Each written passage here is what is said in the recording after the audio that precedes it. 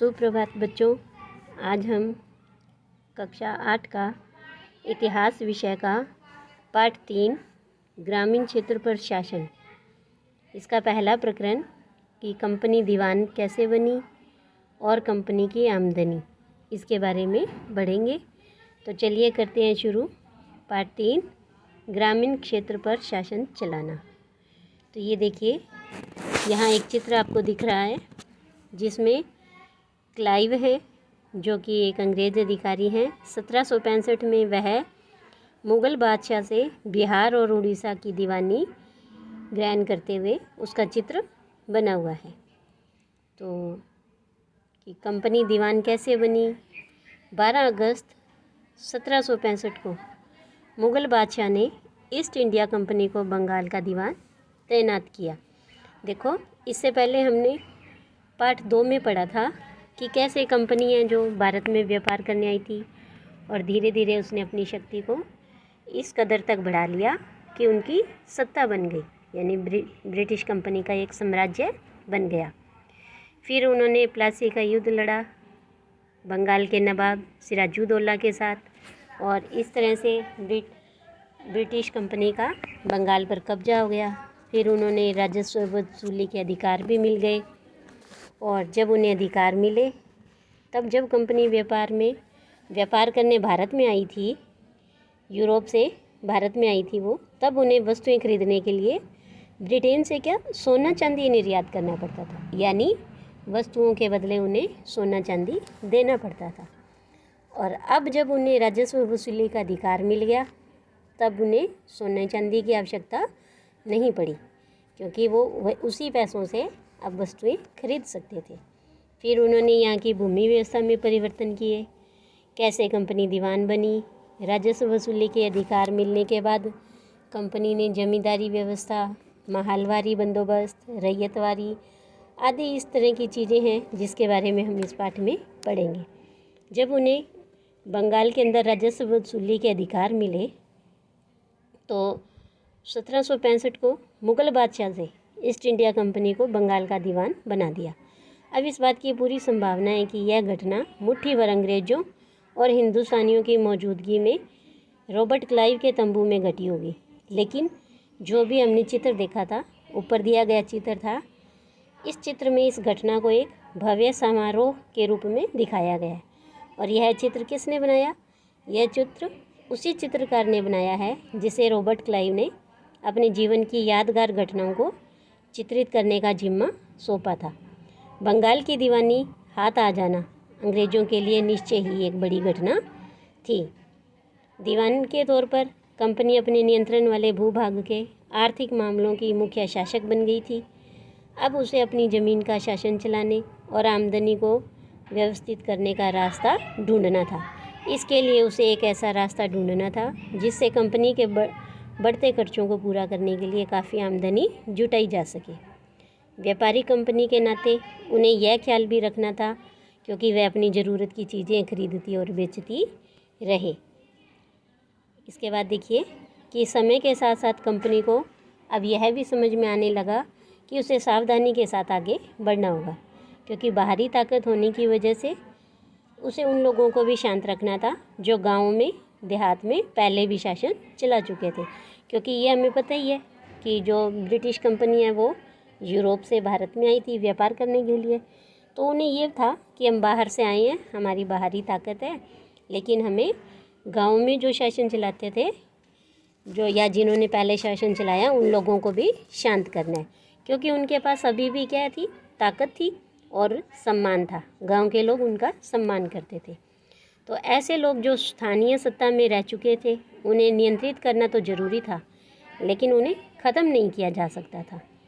अब यह काम कैसे हो, इस पाठ में हम यही देखेंगे कि कंपनी ने ग्रामीण इलाकों को उपनिवेश कैसे बनाया, उनकी कमाई के संसाधन कौन से थे, कैसे उन्होंने अपनी आय के संसाधन जुटाए, लोगों के अधिकार किस तरह से उन्होंने तय किए, और मनमाफिक फसलों की खेती कैसे करवाई। तो इस पाठ में हम यही देखेंगे कि कंपनी की आमदनी कैसे होती थी। तो कंपनी दीवान तो बन गई थी, लेकिन अभी भी खुद को एक व्यापारी ही मानती थी।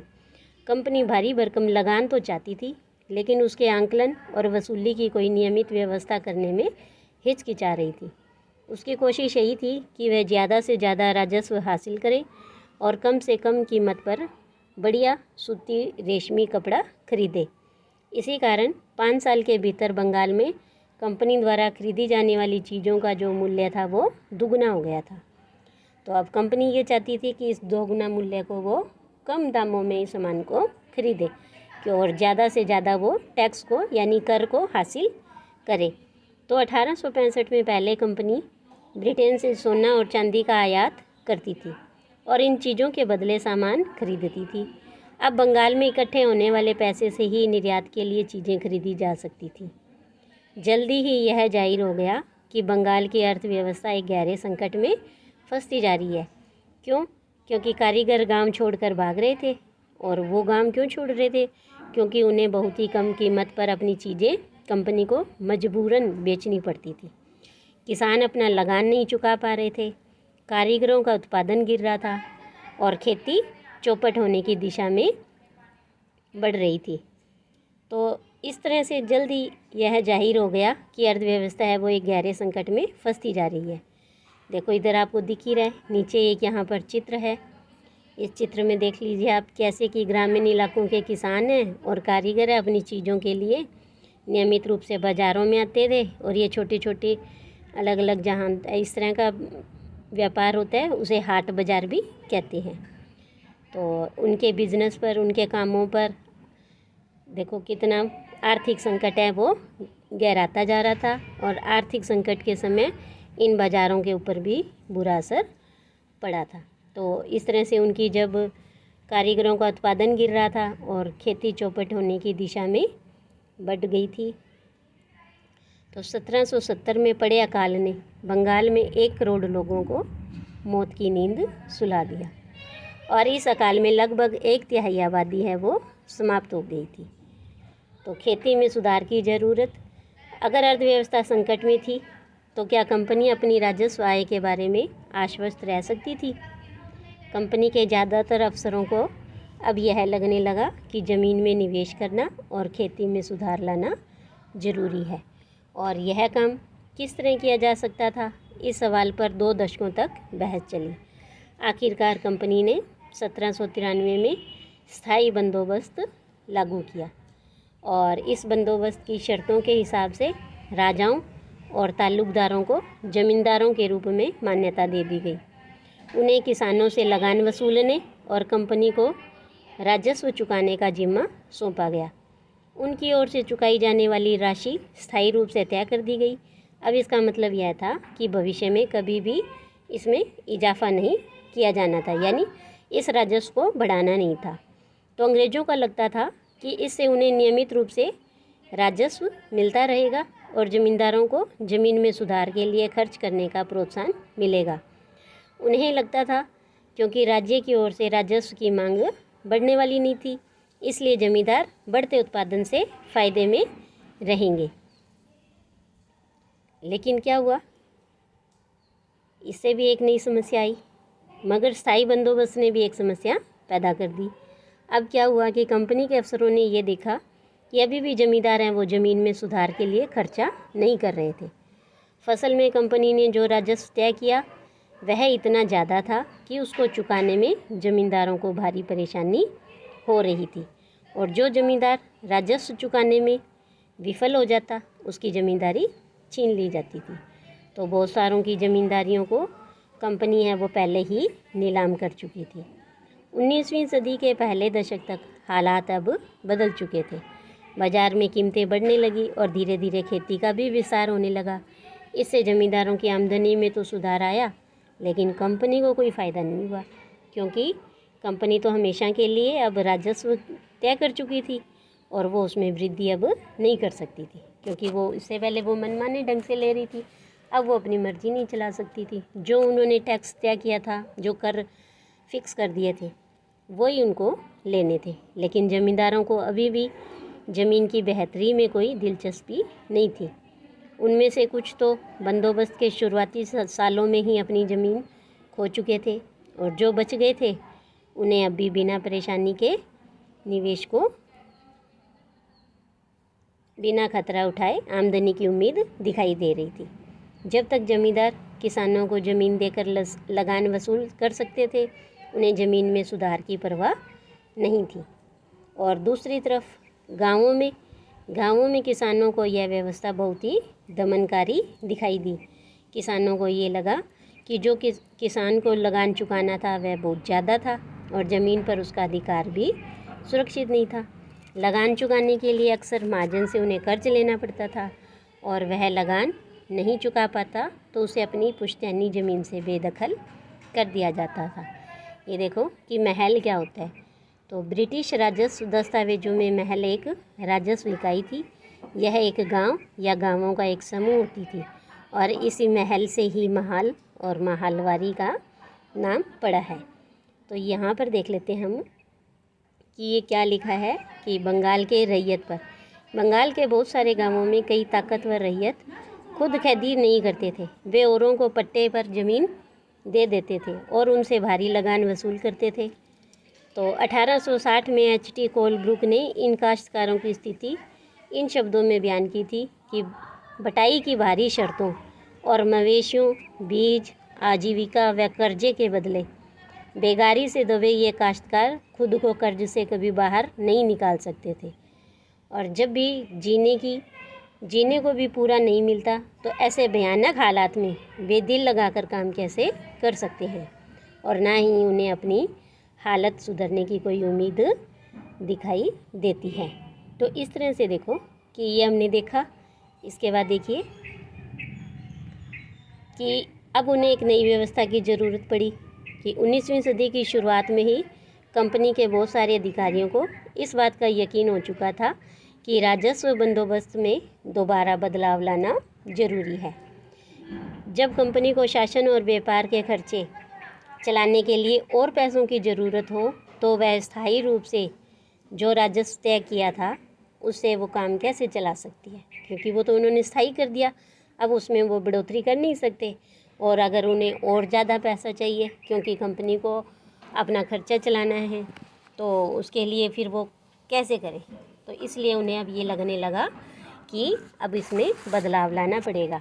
तो बंगाल प्रेसिडेंसी के उत्तर पश्चिमी प्रांत में इस इलाके का जो ज़्यादातर हिस्सा है वो अब उत्तर प्रदेश के अंदर है। तो उत्तर पश्चिमी प्रांतों के लिए होल्ट मैकेंजी नामक अंग्रेज़ ने एक नई व्यवस्था तैयार की और इस नई व्यवस्था को 1822 में लागू किया गया। मैकेंजी को ये विश्वास था कि उत्तर भारतीय समाज में गांव एक महत्वपूर्ण सामाजिक संस्था है और उसे बचाए रखना जरूरी है। तो उसके आदेश पर कलेक्टरों ने गांव-गांव का दौरा किया, ज़मीनों की जांच की, खेतों को मापा और विभिन्न समूहों के रीति रिवाजों को दर्ज किया। गांव के एक एक खेत के अनुमानित राजस्व को जोड़कर हर गांव यानी महाल से वसूल होने वाले राजस्व का हिसाब लगाया जाता था और इस राजस्व को स्थायी रूप से तय नहीं किया गया बल्कि उसमें समय समय पर संशोधनों की गुंजाइश रखी गई और राजस्व इकट्ठा करने और उसे कंपनी को अदा करने का जिम्मा अब किसे दिया? पहले तो ज़मींदार को दिया हुआ था, अब ज़मींदार की बजाय गांव के मुखिया को सौंप दिया और इस व्यवस्था को उन्होंने महालवारी बंदोबस्त का नाम दिया। तो देखा कि किस तरह से पहले उन्होंने स्थायी बंदोबस्त रखा था और वो उसका काम सौंपा ज़मींदारों को और ज़मींदार किसको बनाया गया? राजाओं को। लेकिन अब उन्हें इसमें बदलाव की ज़रूरत पड़ी क्योंकि उन्हें ज़्यादा खर्चे की आवश्यकता थी, ज़्यादा पैसे की ज़रूरत थी।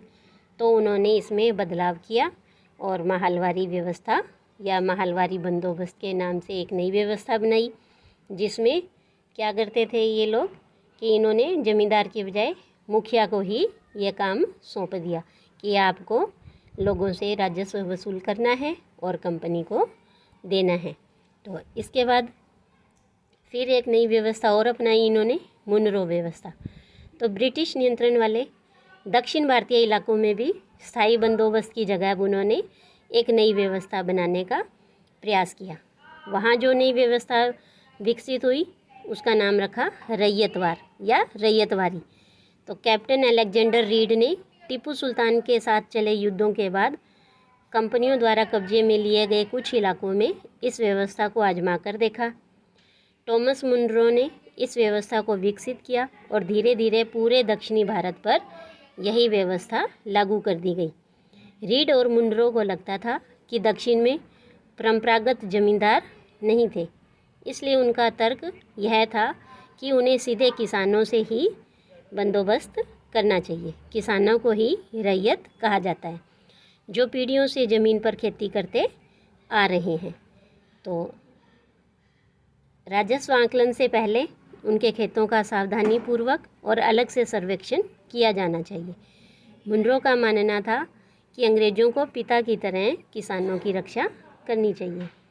सब कुछ ठीक नहीं था। देखो, नई व्यवस्थाएं लागू होने के बाद महज कुछ सालों के भीतर ही इनमें भी समस्याएं दिखाई देने लगी। ज़मीन से होने वाली आमदनी बढ़ाने के चक्कर में राजस्व अधिकारियों ने बहुत ज़्यादा राजस्व तय कर दिया, क्योंकि उससे पहले ज़मींदार, फिर मुखिया। तो इन्होंने क्या कि गाँव के जो मुखिया थे, इन्होंने क्या किया, अपनी आमदनी बढ़ाने के लिए ज़्यादा राजस्व लेना शुरू कर दिया। किसान राजस्व चुका नहीं पा रहे थे और रैयत है वो गाँवों से भाग रहे थे। तो बहुत सारे क्षेत्रों में गांव हैं वो वीरान हो गए थे।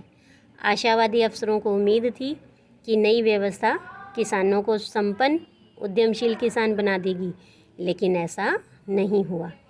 तो इस पाठ में हमने देखा कि कैसे स्थायी बंदोबस्त व्यवस्था, मुनरो व्यवस्था और इस तरह से महालवारी व्यवस्था आदि कई व्यवस्थाएं कंपनी ने कंपनी की अपनी सेना के खर्चे के लिए लगाई। और आज के लिए इतना ही। धन्यवाद।